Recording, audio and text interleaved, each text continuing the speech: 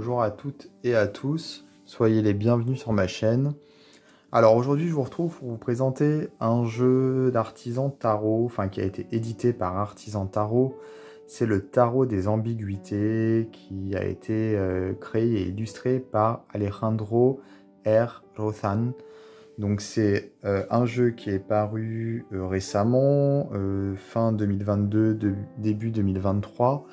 Artisan Tarot, je vous ai déjà présenté des jeux qui ont été restaurés par Artisan Tarot, puisque voilà, il est spécialisé là-dedans, dans la restauration de jeux historiques anciens.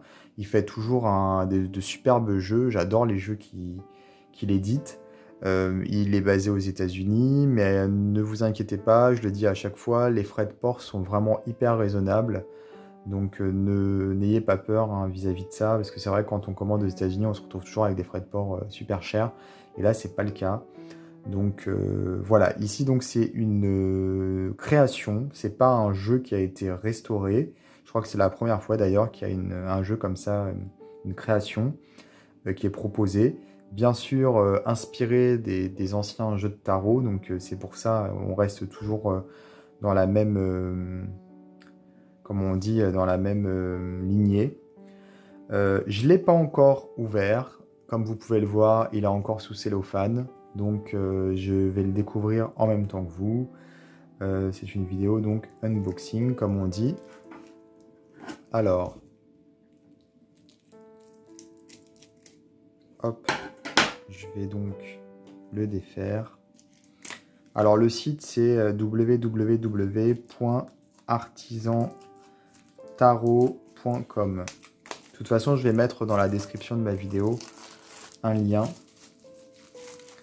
vers le site d'Artisan Tarot. Comme ça, si vous voulez regarder les jeux, etc., ce sera plus simple pour vous. Alors la boîte est super chouette, hein. Elle a toujours cet emblème, ces petits emblèmes là qui sont sur toutes les boîtes d'Artisan Tarot. Ah, j'ai oublié de vous dire, mais je vous ai mis également ici un petit set de 3 cartes postales qui sont donc inspirées des illustrations du jeu, qu'on peut se procurer dans la boutique en ligne également. Voilà, très chouette. Donc je vais les remettre là. Et donc le jeu. Donc on a une petite encoche ici pour pouvoir ouvrir la boîte. Alors on est toujours sur des cartes de très bonne qualité avec Artisan Tarot. En tout cas jusqu'à présent, ça a toujours été le cas. Je pense que ça l'est encore pour ce jeu. Déjà on est sur des cartes qui glissent vraiment super bien, comme vous pouvez le voir. Il n'y a aucun problème là-dessus. C'est du linen. Donc je ne sais pas si pour ceux qui ne connaissent pas, peut-être que là on voit un petit peu ici avec les reflets. Il y a des formes de, il y a des sortes de lignes. Le papier est tissé, le carton est tissé quelque part. On voit des petites lignes, un petit peu comme du tissage. Donc d'où le terme linen, ce sont des lignes. Donc ça donne un carton très agréable au niveau du toucher, puisqu'il y a une forme de texture, on sent la texture. Ce sont des cartes qui sont généralement très souples et qui reprennent facilement leur forme d'origine. Et elles sont vraiment chouettes parce qu'elles sont de bonne qualité, elles vieillissent bien les cartes linen. Et elles glissent très très bien. Elles sont entre le mat et le brillant, elles sont plus mat que brillantes, mais elles ont quand même une couche de vernis qui les rend, l'encre en fait est plus sympa je trouve, parce que ça crée des petits reflets légers, une forme d'iris, on dirait qu'elles sont irisées, voilà. Alors, le tarot des ambiguïtés. Alors, la carte de présentation ici qui est en anglais, c'est une réimagination du tarot de Marseille. Donc, inspiré par le style et le symbolisme du tarot de Marseille. Donc, l'artiste, c'est un artiste cubain. Donc, voilà.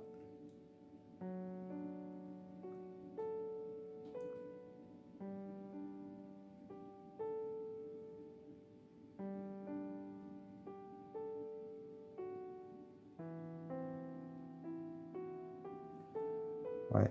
Apparemment, on peut avoir On a donc... enfin, il nous conseille de nous procurer le livre de Stephen Bright qui s'appelle Tarot Shapeshifter. Dans le guidebook, en fait. Il nous conseille de nous procurer ce guidebook. Je connais Stephen Bright, il est très sympa. C'est un créateur de jeux. Il fait aussi il a aussi écrit des livres, je crois, effectivement. Donc voilà, le dos des cartes, le voici, très classe. Et donc voici les cartes.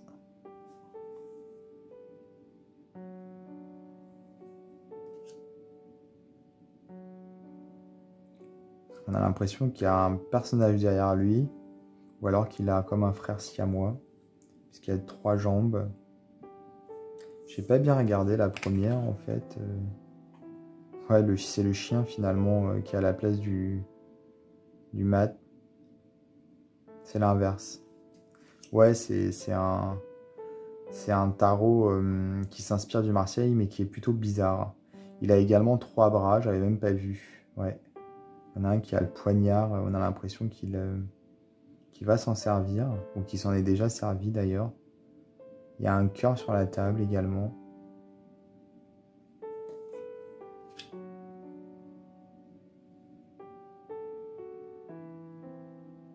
On a ici comme un démon qui est caché sous la jupe de la papesse.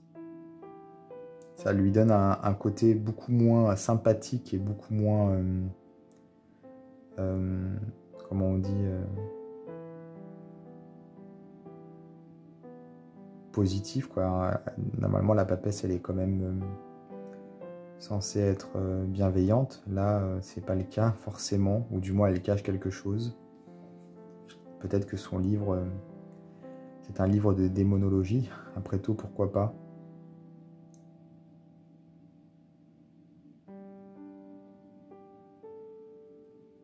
On voit les pieds de l'impératrice ici, sous sa jupe.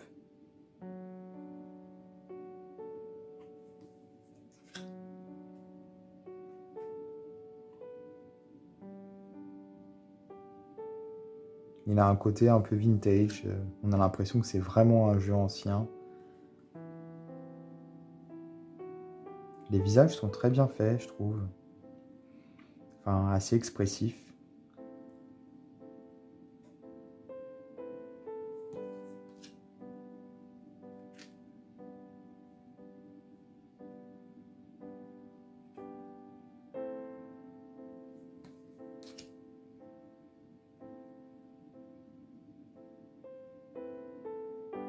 Ouais, c'est un jeu qui mériterait son livre, hein. Pour le coup, on aurait beaucoup de choses à dire ici. Ici, pour la justice, on a une tête sur la balance et de l'autre côté, j'ai l'impression qu'il y a comme un cœur. Je ne sais pas trop, c'est bizarre. Ah, et puis elle a un 3e œil, la justice, ici en haut. On dirait l'œil de Dali.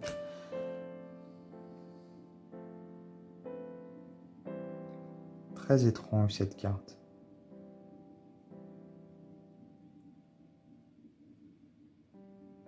L'ermite.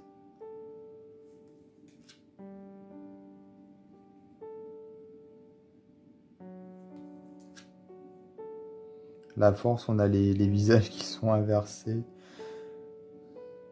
Pour le coup. Avec ce lion qui tient la langue.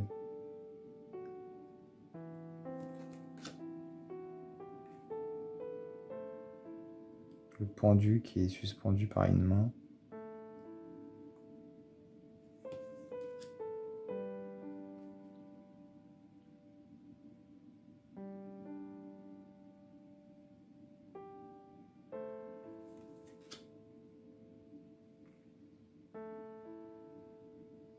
Très joli, ce symbole de l'infini au centre. Pour la tempérance.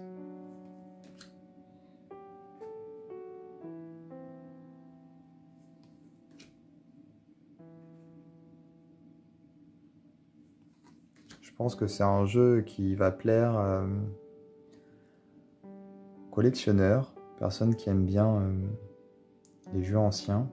Alors là, l'étoile a perdu la tête.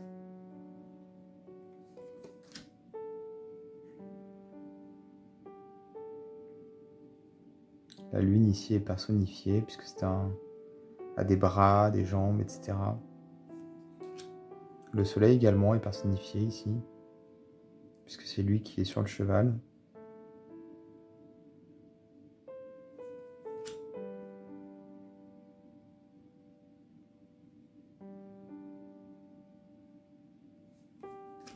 Ça fait un peu cabinet de curiosité aussi parfois, avec des sortes de malformations. Tout à l'heure il y en avait un, il avait une langue sur le crâne, un petit peu bizarre.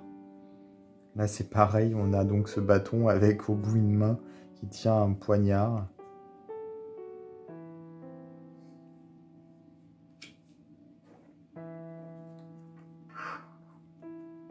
En fait, je sais pas si c'est un bâton ou si c'est une manche. Un bras, je veux dire, pardon. Plutôt un bras qui tient un poignard, en fait.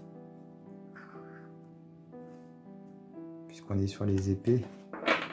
J'avais l'impression que c'était un bâton.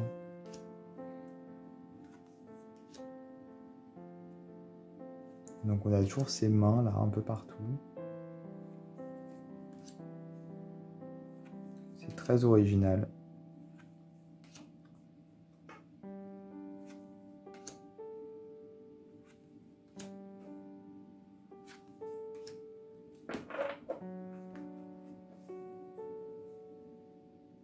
Donc, valet de bras, cavalier de bras. En fait, ce sont des bras, ce ne sont pas des épées. Pour le coup. Ah, ça va être des jambes, du coup, je pense. Pour les bâtons, avec le moignon ici. Enfin, on voit l'os. On dirait des prothèses. Fallait y penser, pour le coup. Il y a un côté un peu glauque, hein, aussi, dans le jeu.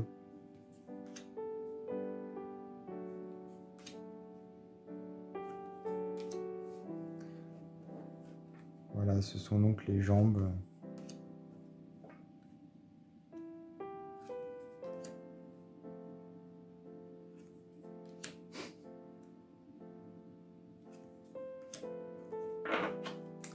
Alors, les coupes, maintenant, ça va être des cœurs sanguillonnants.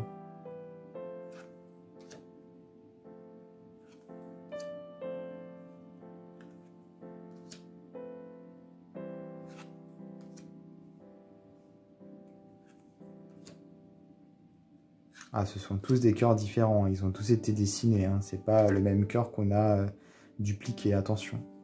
On voit bien les différences. Valet de cœur, cavalier de cœur, reine de cœur, roi de cœur. Et ici, pour les deniers, on va avoir des têtes décapitées.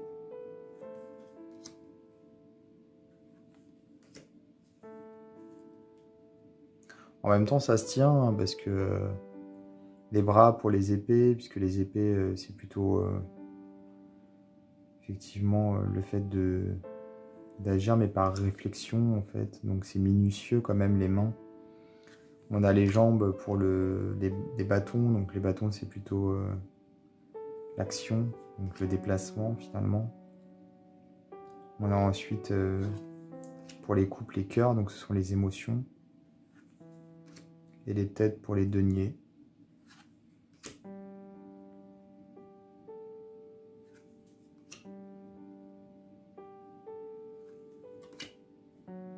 C'est rond,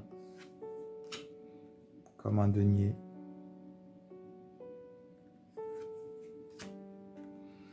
Voilà, avec une petite carte supplémentaire de remerciement.